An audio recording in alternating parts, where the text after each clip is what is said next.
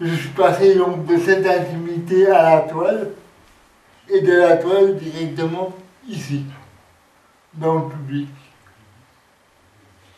C'est une application directe de ce que je disais, de l'intime au public, sans passer par le privé. Je ne vous ai à aucun moment parlé des expériences sexuelles que vous pourrez avoir ou que vous ne pourrez pas avoir, ou est-ce que ce sont des fantasmes, est-ce que ce sont des peurs, des dégoûts, vous ne savez rien de tout ça. Moi je vous laisse votre vie et interpréter comme bon vous semble.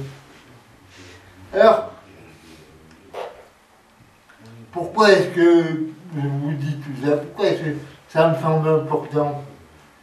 Parce que, et là je vais prendre une distinction d'un autre philosophe que j'aime beaucoup, qui est Michel Foucault, qui dans l'histoire de la sexualité distinguait d'une part l'ars erotica et d'autre part la scienza sexualis.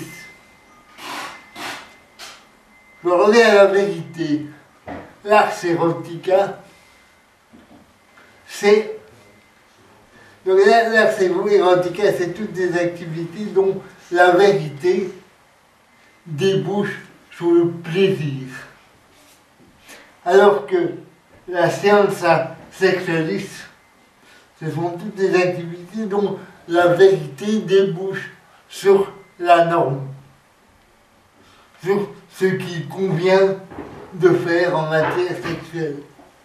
Et là, vous avez les médecins, vous avez les psychologues, vous avez les moralistes, vous avez les religieux, les prêtres, les rabbins, tout ça, les imams. Eux ont tous, pour eux la vérité, c'est une vérité normative.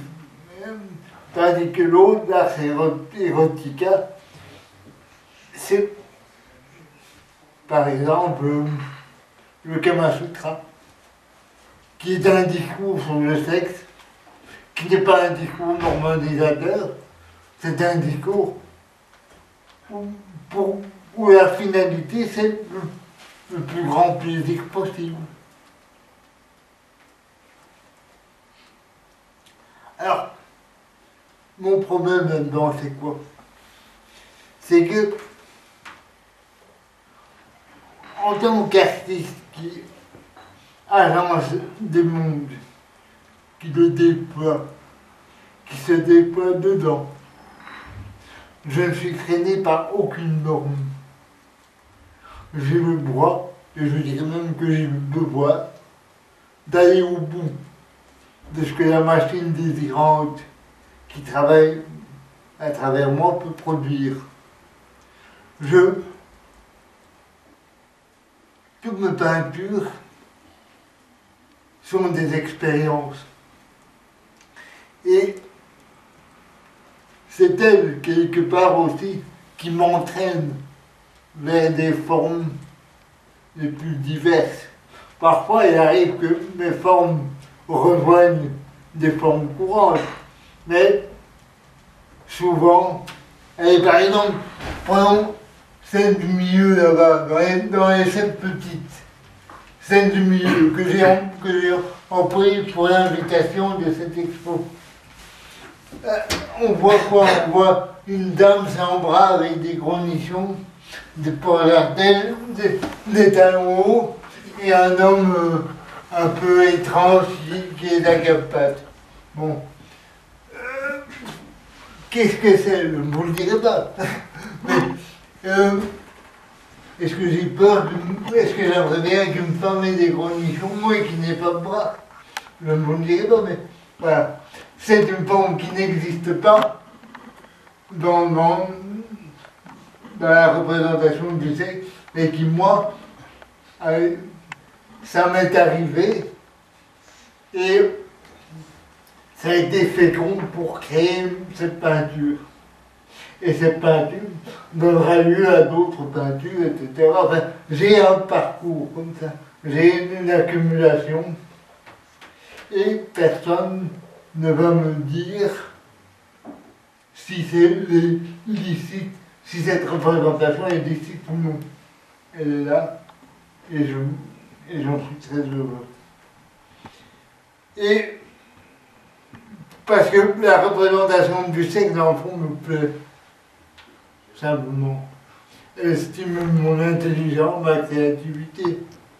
Je produis des formes et des agencements singuliers qui me sont propres. Donc moi je suis du côté de l'art érotica. Et je vous disais que moi, quel est mon problème? Mon problème c'est que si je commence à faire une peinture narrative qui serait le reflet quasiment exact de ma vie privée, qui existe aussi. Pour moi, peut-être que d'autres pensent différent, mais pour moi, ces peintures seraient beaucoup plus anecdotiques. Et surtout, et c'est là où mon problème arrive, c'est que tous ces gens, ces tenants de la scienza sexualiste, s'empareraient de mon travail et, disons, me réduirait ou essaierait de trouver la vérité sur moi d'après leur grille de lecture. Et donc, cette grille de lecture est forcément réductrice. Et, évidemment, je ne suis pas naïf. Et il y en a toujours qui le feront. Mais ceux-là, je les emmerde.